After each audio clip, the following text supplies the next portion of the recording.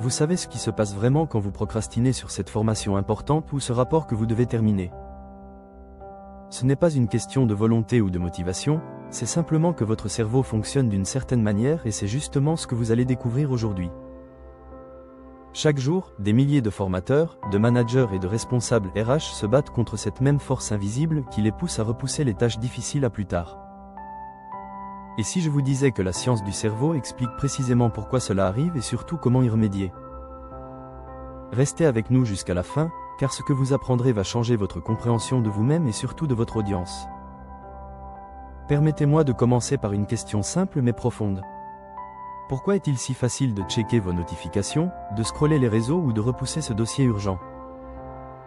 La réponse se trouve dans 3 lettres magiques qui gouvernent une grande partie de vos comportements, D, O et P. La dopamine est souvent appelée le neurotransmetteur du plaisir, mais c'est en réalité une distorsion complète de la science. La dopamine n'est pas le plaisir lui-même, c'est la prédiction de la récompense et cette distinction change absolument tout. Permettez-moi d'expliquer cela en termes que votre cerveau de formateur comprendra immédiatement. Quand vous pensez à cette tâche difficile et importante, votre cerveau fait une prédiction négative. Votre striatum, cette partie du cerveau responsable de la motivation, dit inconsciemment, incertitude égale danger et effort égale souffrance. Mais quand vous scrollez sur vos réseaux sociaux, les notifications arrivent régulièrement et prévisiblement, donc votre striatum libère de la dopamine. Ce n'est pas parce que c'est plaisant, c'est parce que c'est prévisible. La prévisibilité engendre la dopamine, et voilà pourquoi la procrastination est si puissante. Avant de continuer, je veux être direct avec vous, vous méritez de comprendre comment votre cerveau fonctionne vraiment. Abonnez-vous à ma chaîne, Neuro pour ta vie, et cliquez sur la cloche pour recevoir les prochaines vidéos sur la neuroscience appliquée à votre vie professionnelle. Ce que vous apprendrez ici, aucun coach de motivation ne vous l'expliquera de cette manière, avec la science, l'authenticité et surtout sans vous manipuler. Nous créons une communauté de professionnels qui décident de comprendre leur cerveau au lieu de le combattre. Vous en faites partie à partir de maintenant. Maintenant, revenons à cette dopamine et à ce que cela signifie pour vous concrètement. Imaginez que vous avez 2 options ce matin, démarrer ce projet de formation complexe ou répondre à 10 emails faciles. Votre cortex préfrontal, votre pilote rationnel, sait parfaitement que le projet est plus important. Mais votre amygdale, votre détecteur d'incertitude, envoie une alarme, ce projet est ambigu, les résultats sont incertains. Alors votre cerveau tourne vers la certitude des emails, ce qui libère immédiatement une petite dose de dopamine de prédiction.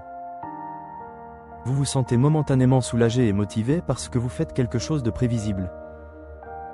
C'est le cycle de la procrastination en action biologique. Et ici, je veux que vous fassiez quelque chose de très simple mais puissant. Je veux que vous fassiez votre audit dopaminergique personnel dès aujourd'hui. Pendant les 3 prochains jours, notez chaque fois que vous procrastinez ou vous fuyez une tâche difficile. Notez simplement l'heure, la tâche que vous aviez à faire, le sentiment que vous aviez avant la procrastination. Et surtout, l'action que vous avez choisie à la place. Vous verrez rapidement un pattern, les mêmes tâches, les mêmes peurs, les mêmes fuites. Ce simple acte de cartographier vos patterns va transformer votre compréhension de vous-même. Mais voici le secret que peu de gens comprennent et que les formateurs doivent connaître. La dopamine ne crée pas de satisfaction durable, elle crée du vide dopaminergique. Après avoir scrollé pendant 1 heure, votre récompense arrive enfin dans votre cerveau. Mais ici c'est le piège, plus vous avez de dopamine, plus votre seuil dopaminergique augmente. Vous avez besoin de plus de stimulation pour ressentir la même satisfaction. Voilà pourquoi une personne qui procrastine beaucoup se sent vide même après avoir accompli 1000 petites tâches.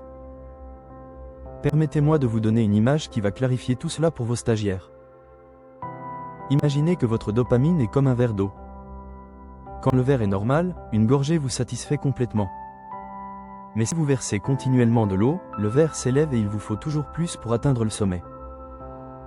C'est exactement ce qui se passe dans votre striatum quand vous avez de fausses récompenses numériques tout le temps. Votre seuil s'élève, vous avez besoin de plus, le travail significatif semble maintenant insurmontable. Vous commencez à vous sentir vide et sans énergie, ce que les psychologues appellent l'anédonie. Mais j'ai une excellente nouvelle pour vous et tous les formateurs qui écoutent. Ce processus est entièrement réversible et entièrement sous votre contrôle. Comprendre le mécanisme signifie que vous pouvez le restructurer complètement. Votre cerveau est plastique, il peut se réadapter et se réorganiser si vous donnez les bons stimuli. Voici comment cela fonctionne dans les 3 zones clés du cerveau que vous devez connaître. Premièrement, votre striatum traite les récompenses et la motivation, c'est votre moteur. Deuxièmement, votre cortex préfrontal génère les plans et les objectifs, c'est votre pilote. Troisièmement, votre amygdale détecte les menaces, c'est votre alarme. Pendant la procrastination, votre alarme crée du bruit et votre moteur refuse de démarrer. La solution consiste à communiquer clairement avec ces 3 zones. Et c'est ici que nous introduisons notre premier outil concret, le fractionnement ou chunking. Au lieu de voir le projet complet et insurmontable, votre cerveau voit d'abord des petites tâches micro. Et je veux que vous le fassiez maintenant avec une tâche que vous reportez depuis plus d'1 semaine. Prenez cette tâche, celle qui vous fait fuir chaque fois que vous la voyez. Fragmentez-la en minimum 7 sous-tâches distinctes.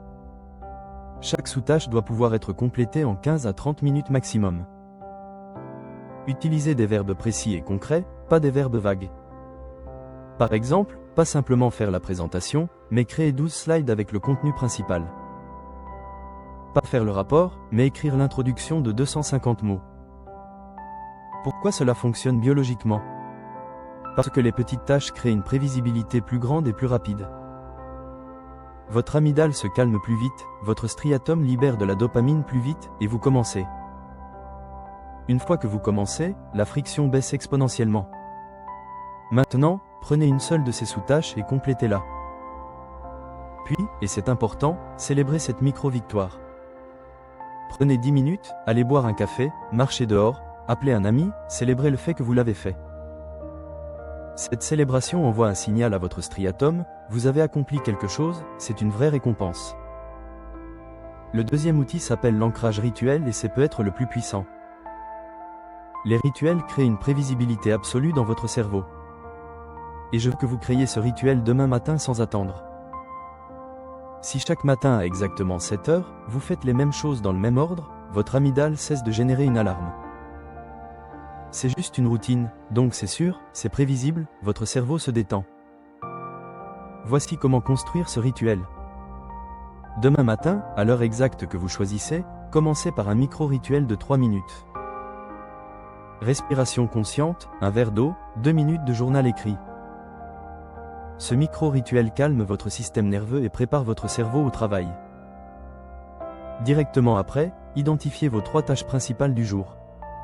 Non pas 10, non pas 15, mais seulement 3. Puis vous travaillez sur ces 3 tâches pendant 60 minutes sans aucune interruption. Pas de téléphone, pas de notification, pas de vérification d'email. 60 minutes de travail pur et concentré. À la fin de ces 60 minutes, vous prenez une vraie pause. Pas une pause où vous vérifiez vos réseaux, une vraie pause. Marchez dehors, déjeunez, appelez quelqu'un, faites quelque chose qui vous fait vraiment du bien. Et après seulement 3 jours de ce rituel, quelque chose de magique arrive neurobiologiquement.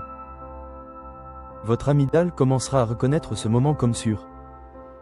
Votre cortex préfrontal reprendra graduellement le commandement de votre concentration. Votre striatum commencera à associer ce moment spécifique avec la satisfaction profonde.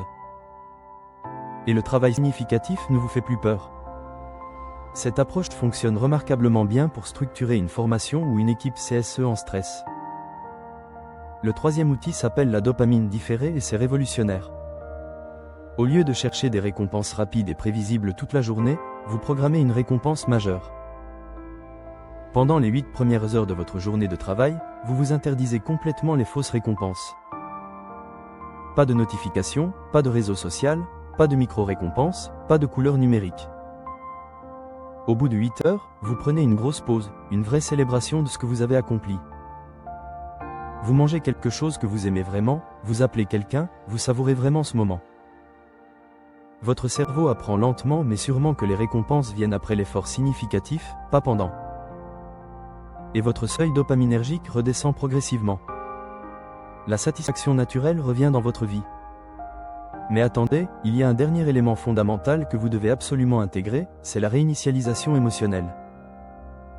Votre amygdale ne craint pas seulement les tâches incertaines, elle craint aussi l'échec personnel. Quand vous échouez sur une tâche difficile, votre amygdale libère du cortisol et vous crée une blessure émotionnelle. Vous apprenez progressivement à redouter cette tâche, et bientôt vous la procrastinez automatiquement. Donc le dernier outil consiste à séparer votre estime de soi de vos résultats. Et je veux que vous le fassiez une fois par semaine pendant 10 minutes. Identifiez une tâche sur laquelle vous avez échoué ou que vous redoutez profondément. Écrivez 2 affirmations distinctes. La première affirmation sur qui vous êtes capable, digne, une bonne personne, peu importe le résultat. La deuxième affirmation sur la tâche elle-même, cette tâche n'est que du travail, ce n'est pas ma valeur personnelle. Relisez ces 2 affirmations à voix haute 3 fois avant de recommencer cette tâche. Vous verrez immédiatement que votre peur baisse, votre amygdale apprend que la tâche ne menace pas votre identité. Voici ce que je vous propose maintenant pour vraiment changer les choses. Prenez ces 3 outils que j'ai partagés et appliquez-les concrètement dès aujourd'hui. Non pas demain, dès maintenant. Commencez par votre audit dopaminergique, pendant 3 jours, notez vos patterns.